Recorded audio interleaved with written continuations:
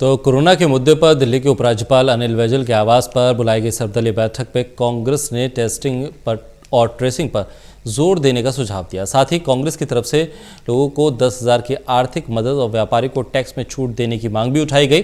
दिल्ली कांग्रेस के प्रदेश अध्यक्ष अनिल चौधरी ने आज जो बातें रखी और उसके बाद उन्होंने महेश वर्मा की रिपोर्ट को सार्वजनिक करने की भी मांग की है। अनिल चौधरी से बात के हमारे संवाददाता कुलदीप शर्मा ने।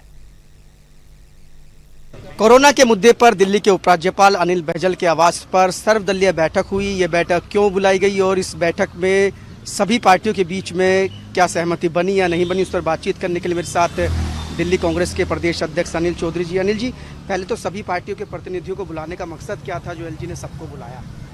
देखिए, मैं समझता हूँ ये मीटिंग की अपील हम बार बार पहले भी करते रहे, लेकिन सरकार ने नहीं सुना। केजरीवाल जी को भी हम लिखते रहे, गवर्नर साहब को भी लिखा, लेकिन देर आए दुरुस्त आए। सवाल इस बात का है कि पूरी दिल्ली जहां अब परेशान हो चुकी है, विस्फोटक की स्थिति बन चुकी है, ये महामहिम साहब ने ये अपील करी और ये पहले कदम उठाए, तो उसका धन्यवाद तो हमने दिया। साथ ही साथ कुछ हमने सजेशंस दिए, कुछ खामियां हैं जो सरकार की, उनको हमने उनके सामने रखा। उम्मीद थी कि कोई सरकार का प्रतिनिधि आएगा, चुने हुए प्रतिनिधियों में वो नहीं पहुंचे, उप मुख्यमंत्री जी भी नहीं पहुंचे। वहाँ भी आते तो वो कुछ सवाल जवाब होते, लेकिन हाँ, एलजी ऑफिस ने, एलजी साहब ने हमारी बातों को सुना, कुछ चीज़ों पे उन्होंने हामी भी भरी। चीफ सेक्रेटरी साहब ने भी एक्सेप्ट किया। जैसे हमने टेस्टिंग को लेकर एक सुझाव दिया है, पूरा विश्व इस संक्रमण पे फैला हुआ है। जो रिपोर्ट्स आ रही है उस रिपोर्ट के अनुसार इसका सबसे बड़ा इलाज है इसकी जांच, और उसकी जो जांच के बाद है कम से कम उसकी पहचान। जब आप पे जांच ही नहीं होगी, आप उसको पहचान नहीं पाएंगे, तो इलाज कैसे करेंगे? और न्यूजीलैंड, न्यूयॉर्क जैसे शहर, ऐसे कई शहर हैं जिन्होंने पहले स्क्रीनिंग की, फिर उसकी ट्रेसिंग की और उसको इलाज प्रदान किया। दिल्ली में उल्टा हो रहा है। दिल्ली में केजरीवाल सरकार ने पूरी तरह से कह दिया हम टेस्ट नहीं करेंगे, स्क्रीनिंग करेंगे, इलाज नहीं करेंगे, आप घर में रहिए, लक्षण नहीं है हमारे पास मत आइए। इसी वजह से ये विस्फोटक स्थिति, मैं नहीं बोल रहा हूँ, ये खुद उप मुख्यमंत्री का ट्वीट देखे जिसमें 5.5 लाख लोगों के मरीजों की बात कही है।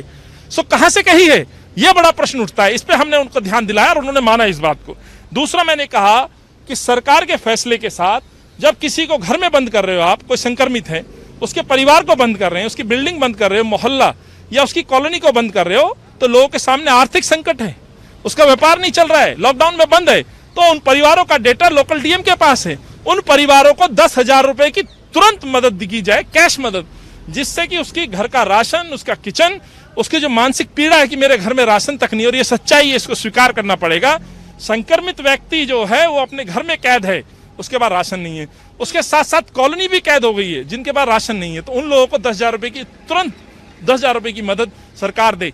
हमने ये भी कहा, जब उन्होंने हमसे पूछा कि क्या मॉल या मेट्रो या रेस्टोरेंट खुलने चाहिए, बंद होने चाहिए, कई साथियों ने अपने सुझाव दिए बंद होने चाहिए, उनका भी मन ऐसा लगा। तो हमने एक बात कही है कि यदि आप इनको बंद करते हैं तो प्राइवेट कंपनियों से जो फिक्स चार्ज के नाम पर पैसा वसूला जा रहा है, कम से कम वो एक्स्ट्रा बर्डन उनके पास ना डालें। ऑलरेडी रेस्टोरेंट लाइन इंडस्ट्री जो है पूरी तरह से उनकी कमर टूट चुकी है, उन पे भार बढ़ता जा रहा है। कई किलोवाट के जो है मीटर हैं, तो बहुत हजारों के बिल महीने के आते हैं। वो बात भी उन्होंने समस्या बड़े गौर से सुनी और मुझे आश्वासन दिया है कि शायद उस पर वो जरूर गौर करेंगे और काम करेंगे।